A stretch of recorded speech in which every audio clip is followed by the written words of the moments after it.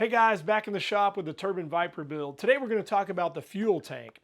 I went to O'Reilly's and I found this 2-cycle oil bottle that is a perfect fit for this airplane. It contents say 32 ounces, but when you fill the bottle actually all the way up, it's 38 ounces. That gives us about 8 minutes of flight time with a little bit of reserve. So it worked out perfect. The bottle's clear so you can see the fuel level, and it just fits excellent in the airplane. It has this cutout right here for the smoke tank, and it gives us that clearance that we need for the wires. So in this video, I'm going to show you where we put the overflow and how I put the clunk in and those little connections too. So hang on, here we go. All right, guys, here we have our Lucas 2-cycle oil container converted to a jet fuel tank. It holds 38 ounces when filled all the way to the top.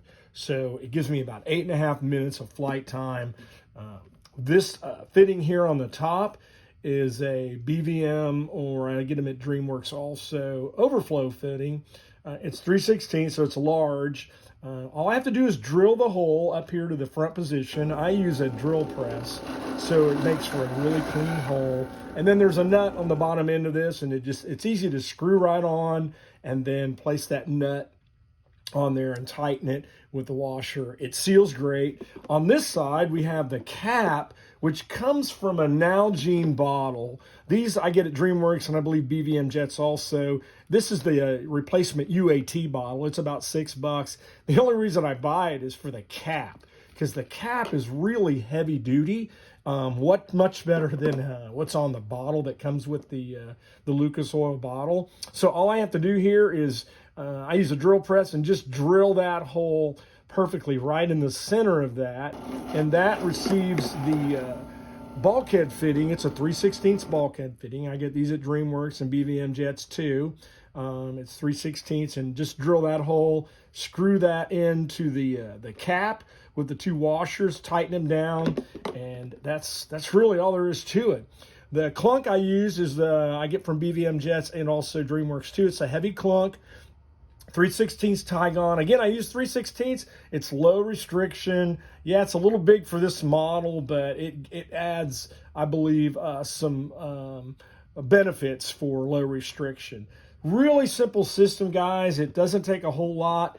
The bottle screws on, no extra sealer. That cap tightens down really well. I've leak checked these things. It doesn't leak in the fitting, doesn't leak here. You just tighten it down pretty good, and you're good to go. Again, you get about 8 minutes of flight time plus, and I run this exclusively on the Turbine Viper. I think it's great. Under 20 bucks I got in this thing, even if I buy the bottle. So pretty simple deal. And again, I think it's an excellent choice for this model.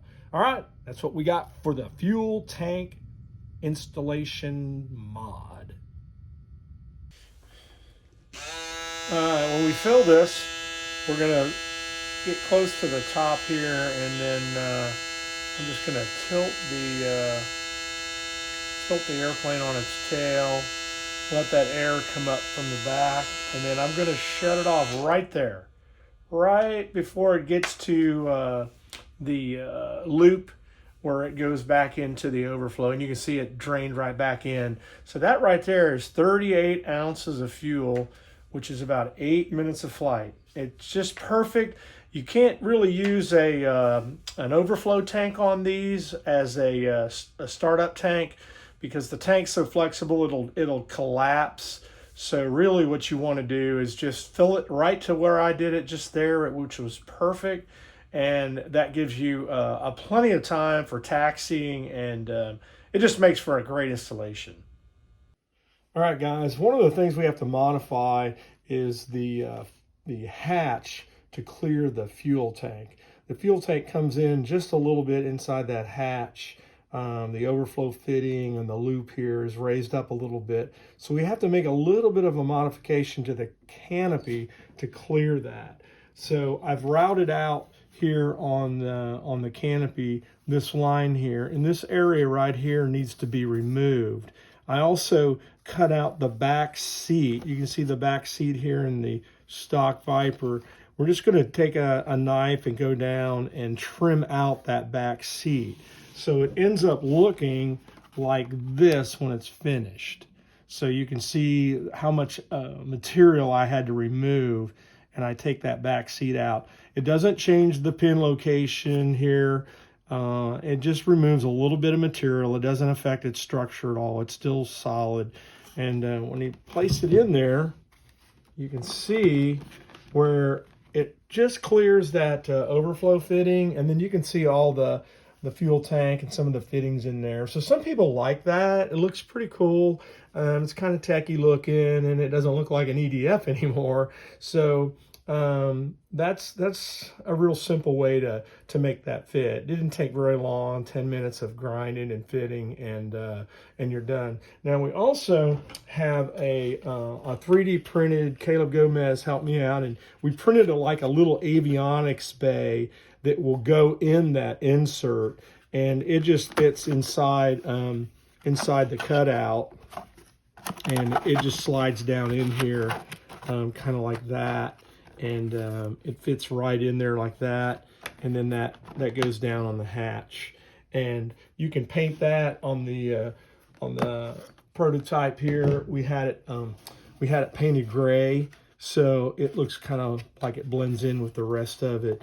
But it fits really good in there, and it kind of looks techy. I can add some little dots of color, or maybe put some lights or instruments on it to make it look a little different. But that's how it's been since I started flying it, and everybody seems to like how it looks and compliments. It looks like it's a factory thing, but again, really simple to do, and it just helps us give it that clearance for that fuel tank. Outside of that, that's it for the fuel tank mod.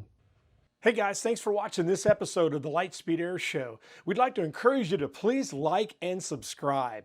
These videos are a helpful tool for us to engage our audience. If you want to know more information about our STEM Elementary School Assembly program, go on our website, lightspeedairshow.com. From the human side of STEM, we'll see you on the next video.